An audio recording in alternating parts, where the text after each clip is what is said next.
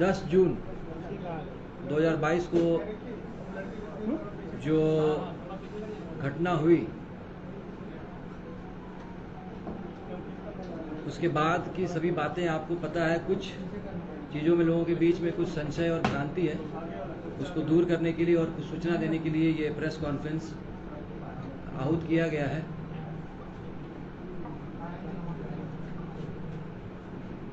दस तारीख की घटना के बाद बड़ी संख्या में जो एक उन्मादी भीड़ आई थी उस पर कंट्रोल पाने के लिए जो भी फोर्स यूज़ करने की आवश्यकता पड़ी, जो हमारे पास तरीके थे, रिसोर्स थे, तो सारे हम लोगों ने उसको यूज़ किया। इनफैक्ट कुछ दिन पहले से लगातार पेट्रोलिंग किया जा रहा था, वो सब चीज़ें। उसके बाद 10 तारीख को दोपहर में क्या हुआ वो सबको पता है। और 3 बजे, साढ़े 3 बजे के बाद ये जो है घटना काफ़ी पीक एक भयावह रूप ले ली। उसके बाद प्रशासन के द्वारा जो मिनिमम फोर्स यूज़ करने के साथ ताकि भीड़ को नियंत्रण किया सके, वो हम लोग फोर्स यूज़ किया गया। और उसके बाद भीड़ पर काबू पाने के बाद निषेधाज्ञा आदेश 144 सीआरपीसी एसडीएम के ऑर्डर से पहले अल्बर्ट एक्का चौक से लेकर सुजाता चौक तक लगाया गया, दोनों तरफ रोड के 500 मीटर तक। उसके बाद कुछ अन्य जगह से भी कुछ सूचना आई। उसके बाद विधि व्यवस्था को कायम रखने के लिए कुल 12 थानों में 144 जारी किया गया 10 तारीख को शाम के 8 बजे से। इसी बीच इंटरनेट सेवा को भी सस्पेंड किया गया 10 तारीख को शाम के 7 बजे से लेकर 11 तारीख के सुबह 6 बजे तक। और उसके बाद फर्दर उसको 11 तारीख को सुबह 6 बजे से लेकर 12 तारीख को सुबह 6 बजे तक एक्सटेंड किया गया। इसी बीच फोर्स और भी जगह से डिप्लॉय किए गए और जब चीज़ें थोड़ी सामान्य होने लगी तब इंटरनेट सेवा को आज सुबह 4 बजे से उसको बहाल किया गया है।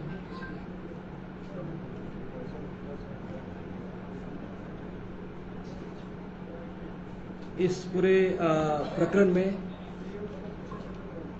2 लोगों की मृत्यु की सूचना प्राप्त हुई है, जिनको उनके परिजनों के उपस्थिति में शांतिपूर्ण तरीके से उनका जो सुपुर्दे खाक कार्यक्रम होता है, जो प्रक्रिया होती है, उसको किया गया है। अभी स्थिति नियंत्रण में है। लगातार जिला प्रशासन के द्वारा निगरानी रखी जा रही है और कुछ थाने हैं जहां पर लोगों को संशय है कि लोगों को असुविधा हो रही है। तो मैं बताना चाहूँगा कि अभी एसडीएम साहब ने एक ऑर्डर निर्गत किया है जिसमें कोतवाली, लोअर बाजार, हिंद पीढ़ी, daily market, Chutia and Doranda, ये 6 थाने के क्षेत्र में अभी भी सीआरपीसी के धारा 144 के अंतर्गत निषेधाज्ञा आदेश लागू रहेगा, परंतु दोपहर के 1 बजे से लेकर 5 बजे तक आज इन 6 थानों के जो भी निवासी हैं वो घर से बाहर निकलकर अपने आवश्यक सामग्री को क्रय कर सकते हैं, दुकान पे जा सकते हैं। बट बशर्ते कि उस दुकान पर कभी भी किसी भी स्थिति में 4 से ज़्यादा लोग एकत्रित ना हो। अगर 5 या 5 से ज़्यादा लोग एकत्रित होंगे तो उसको अनलॉफुल असेंबली माना जाएगा। और इस 6 थाना के अलावा बाकी सभी थाना, चाहे वो शहरी हो चाहे ग्रामीण क्षेत्र में, किसी भी तरह का कोई 144 धारा लागू नहीं किया गया है। और मैं सभी रांची वासियों को धन्यवाद देता हूं कि पिछले 1 दिन में जो इंटरनेट सेवा बहाल हुई, सस्पेंड किया गया और लोगों को असुविधा हुई, उसके बाद भी उन लोगों ने जिला प्रशासन को काफ़ी सहयोग दिया और शांति और अमन कायम किया। और हम उम्मीद करते हैं कि आने वाले समय में भी शांति और अमन और चैन ये रांची के पूरे ज़िले में कायम रहेगा। और अब मैं चाहूँगा कि एसएसपी साहब जो हैं कुछ चीज़ें ब्रीफ करेंगे आपको। आप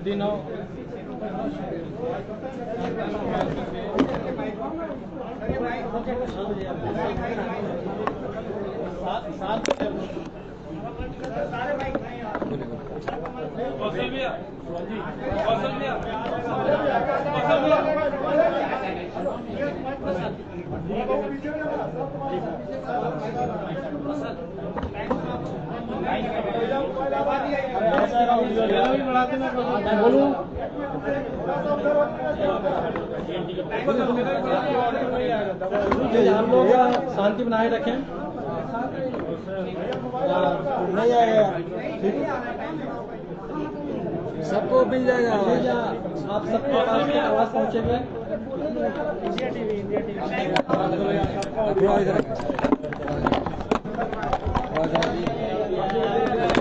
चलिए चलिए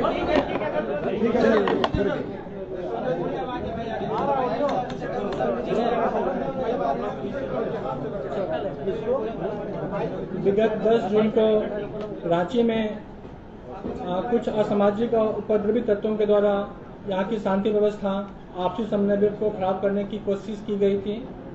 प्रोएक्टिव प्रशासन के माध्यम से जो हमारे पास अवेलेबल रिसोर्स और संसाधन थे, डिप्लॉयमेंट था, हम लोगों ने सर्टेन लेवल तक उन लोगों की मंशा को सफल नहीं होने दिया। उसके उपरांत शहर में एक क्योस था और स्थिति काफ़ी डरावनी सी प्रतीत हो रही थी। इस संदर्भ में जिला प्रशासन के स्तर से कुछ एहतियात कदम उठाए गए थे। इस संदर्भ में 144 लगाए गए हैं और इंटरनेट सेवाएं भी स्थगित की गई थी, जो कि आज सुबह से फिर प्रारंभ कर दी गई है। अभी आप लोग जो खुद जो स्थिति देख पा रहे होंगे शहर की, लगातार जो है स्थिति सामान्य से होती प्रतीत हो रही है और इसी संदर्भ में जो है जो सेवाएं लोगों को मिलनी चाहिए थी, जो स्थगित हुई थी, उसको फिर से शुरू किया गया है और इसी परिप्रेक्ष्य में जो इंटरनेट सेवाएं ऑलरेडी प्रारंभ हो चुकी हैं। आज जिला प्रशासन के जो द्वारा ये निर्णय लिया गया कि जो आम लोगों की थोड़ी सी परेशानियां हो रही है उसको हम लोग कुछ हद तक सर्टेन लेवल तक कम करने की कोशिश करें। तो एक प्रॉपर मीटिंग के बाद हम लोगों ने कुछ पॉकेट में कुछ समय के लिए उन चीज़ों को थोड़ा सा रिलैक्स करने की प्रक्रिया आरंभ कर दी है। आप लोगों को बताना चाहूँगा कि जो स्थिति हुई थी उसके उपरांत जिले में अभी तक कुल मिला के 25 FIR रजिस्टर्ड हो चुके हैं। कुछ मीडिया बंधु हमसे पूछ रहे थे कि कितने FIR हुए हैं, तो जिले में अभी 25 FIR प्रतिबंधित हुए हैं। कुल मिला के 22 लोग जो है नामजद हैं और जो हैं सैकड़ों अज्ञात पे केस हुआ है।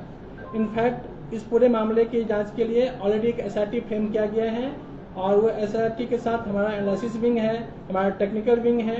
जो हमारे पास उपलब्ध साक्ष्य हैं, चाहे वो CCTV फुटेज का हो, चाहे वो ड्रोन कैमरा का हो, हमारा कंट्रोल रूम कैमरा की स्थिति हो, मीडिया बंधुओं से जो कुछ आए हैं हमारे पास वो हैं रिकॉर्ड, कुछ साइंटिफिक एविडेंस उठाए गए हैं, CID की तरफ से भी लगातार प्रयास किए जा रहे हैं। तो हम लोगों का काम इन्वेस्टिगेशन स्टार्ट हो गया है। सेम टाइम हम लोगों की सबसे प्राथमिकता थी जिले में अमन चाल दुरुस्त करने के लिए। इस परिप्रेक्ष्य में पुलिस मुख्यालय के द्वारा रांची जिले में 3500 के ऊपर फोर्स दिए गए हैं। इस फोर्स में हमारे रैपिड एक्शन फोर्स जो ट्रेंड होता है, उसके अलावा रैप और ATS, STF, जिला पुलिस के कर्मी और जो हमारे लोकल इनपुट्स के लोग होते हैं वो लोग शामिल हैं।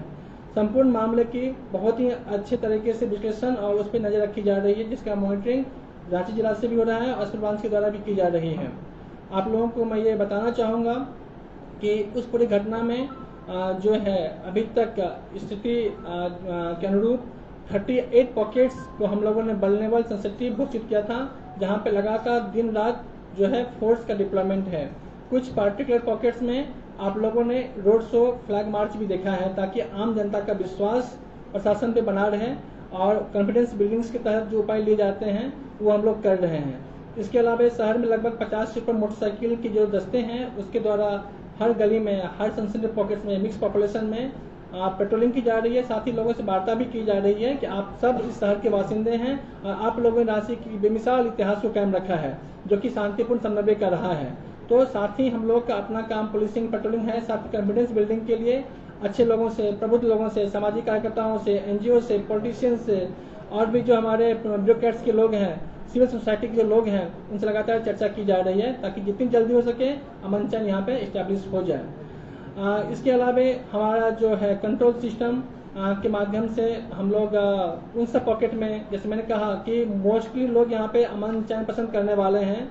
और उस दिन की जो बातें थी, उस दिन भी जो यहाँ के प्रबुद्ध लोग थे, जो जानकार हैं, अच्छे संगठन हैं, किसी भी संगठन के द्वारा, किसी भी लोगों के द्वारा इस चीज़ का शायद जो मेरे पास इन्फॉर्मेशन है, जो हम लोगों ने बात किया था, उस संदर्भ में उन लोगों से परामर्श नहीं किया गया था या उनकी अनुमति नहीं ली गई थी।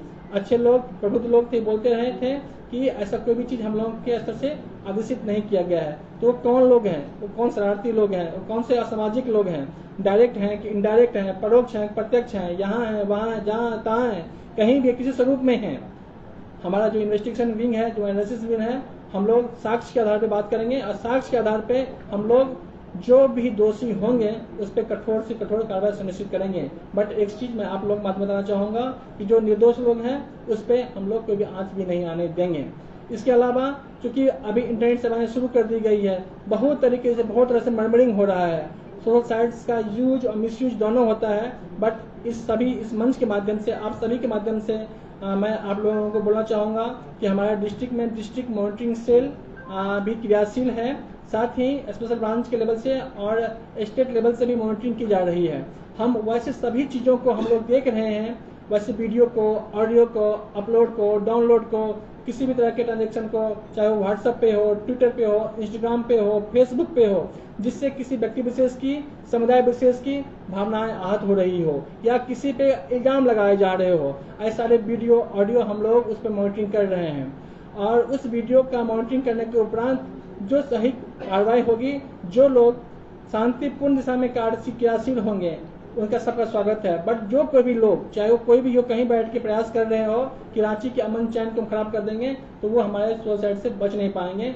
तो वैसे सारे वीडियो, ऑडियो, कंटेंट्स जिससे कि सामाजिक सद्भाव, व्यक्तिगत और सामाजिक भावना, सामाजिक सद्भाव और एक कह सकते हैं कि जो समुदाय की मान्यताएं हैं प्रभावित होगी, हम लोग उस व्यक्ति के खिलाफ, उसके ट्विटर के खिलाफ, उस एडमिन के खिलाफ भी कठोर से कठोर कार्रवाई करेंगे। अभी बहुत सारे वीडियो, ऑडियो जिसमें कुछ आपत्तिजनक बातें, कुछ अफवाह के रूप में जहां तक उड़ रही थी, हम लोगों ने उस सब वीडियो, ऑडियो को भी अपने पास लगाया है और एक स्पेशल टीम के माध्यम से हम उस ऑडियो, वीडियो की जाँच करवा रहे हैं। वास्तव में कुछ सही होगा तो उसके अनुरूप कार्रवाई की जाएगी, लेकिन वीडियो सिर्फ और सिर्फ नफरत, द्वेष, ईर्ष्या, हिंसा को बढ़ाने के लिए किया जा रहा हो तो ऐसे लोगों को हम माफ नहीं करने वाले हैं। तो इस परिप्रेक्ष्य में अभी जो स्थिति है, जैसे कि ऑलरेडी साहब ब्रीफ कर चुके हैं आप लोगों को, हैं कि अभी लोगों की परेशानी को देखते हुए, जो लोगों की डिमांड है और जो शहर की स्थिति थोड़ी बेहतर हो रही है, इस संदर्भ में जो आप लोगों के लेवल से भी मॉनिटरिंग हो रहा है, जो बातें रिपोर्ट आ रही है, एक सर्टेन पॉकेट में सर्टेन टाइम के लिए एक रिलैक्सेशन दिया जा रहा है।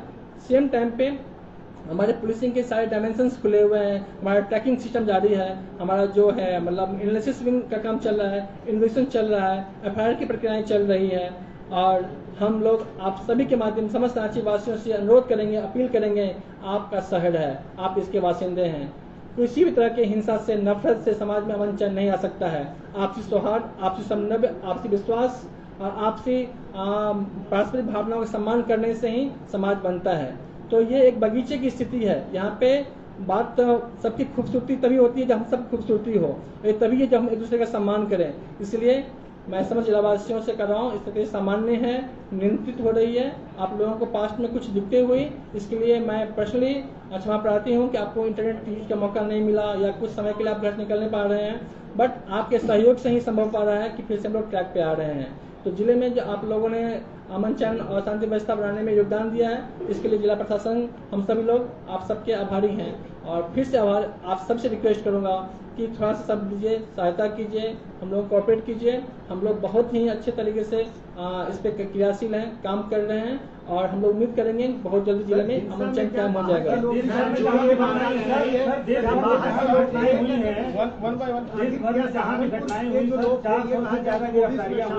प्लीज एक एक करके जवाब दीजिए, मैं 10 क्वेश्चन लूंगा। सहारनपुर में जो लोग दंगे के मास्टरमाइंड माने जा रहे हैं, कहा जा रहा है उनकी भी इसमें भूमिका थी, जो पोस्टर शायद इससे पूर्व मैं रास्ते पे आपको मैंने ब्रीफ किया था कि हम लोग इन्वेस्टिगेशन कर रहे हैं, इन्वेस्टिगेशन स्टार्ट हुआ है, इन नहीं हुआ है। मैंने आपको ये भी कहा, हम जो कुछ भी कहेंगे, जो कुछ बोलेंगे वो साक्ष्य आधारित होगा। फिर मैं एक चीज बात दिया, जो ऑलरेडी बोल चुका हूँ बिना क्वेश्चन आए, कि इन्वेस्टिगेशन में जो लोग भी दोषी पाए जाएंगे, वो कहीं के भी हो, किसी स्वरूप में हो, डायरेक्ट हो, इनडायरेक्ट हो, हम उसको छोड़ेंगे नहीं।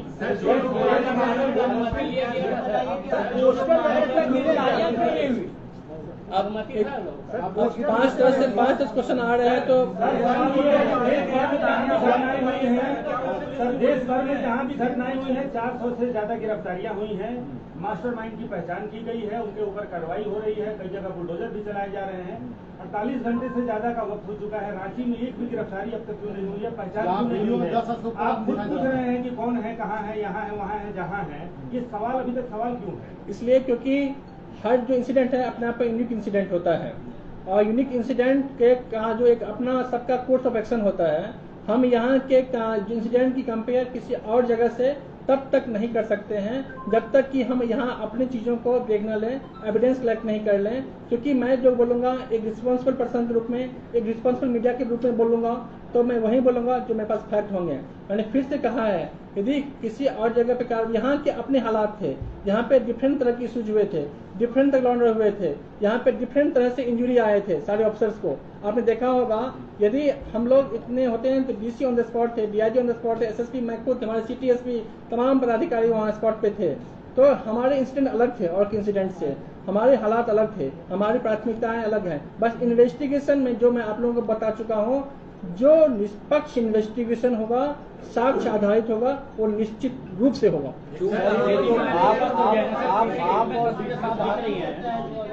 आप और डीसी साहब दोनों ये बोल रहे हैं बार बार कि संसाधन जो था उसी के हिसाब से चीजों को जो है ग्रुप किया गया। एक गोली चलाने की नौबत क्यों आन पड़ी और एक सीधे जो फायरिंग हुई कहाँ से अनुमति मिला?